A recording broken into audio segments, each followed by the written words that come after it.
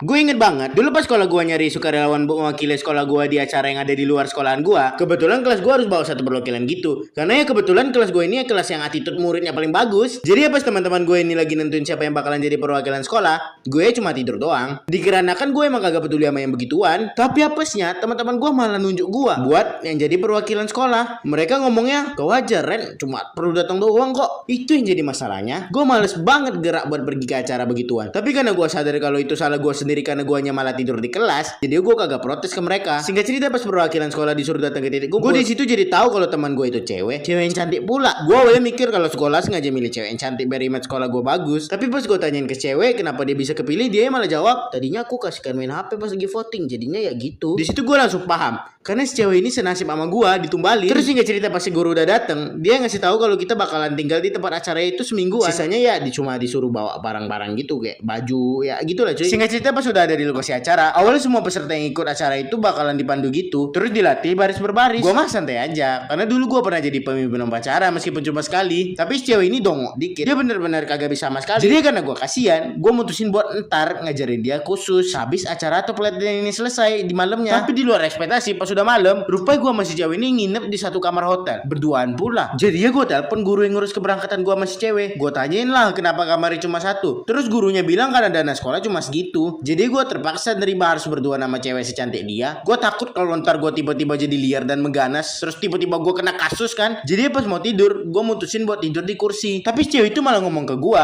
"Mau di kasur juga lah Ren, empuk loh." Terus dia nepok-nepok kasur gitu. Jadi ya mau kagak mau, gue nurutin apa yang diomongin. Tapi gue tetap jaga-jaga dengan batasin dia sama gue pakai bantal gitu. Terus pas di pagi hari, gue kan bangun duluan tuh. Gue lupa kalau gue ini tidurnya rusuh banget. Pas gue bangun, gue sadar kalau gue lagi pelukan sama si cewek. Karena si cewek ini masih tidur, karena pas itu masih jam 4 pagi. Jadi gue mutusin buat ngelepasin diri dari dia pelan-pelan supaya dia kagak kebangun. Tapi apesnya dia malah ngeratin pelukan dia ke gua. Jadi gue mutusin buat bangunin dia, karena gue pikir kagak mungkin lah gue diem-diem sama dia soal beginian doang untuk 5 hari ke depan. Gue bangunin dia jadinya. "Oh ini bangun kocak, sholat."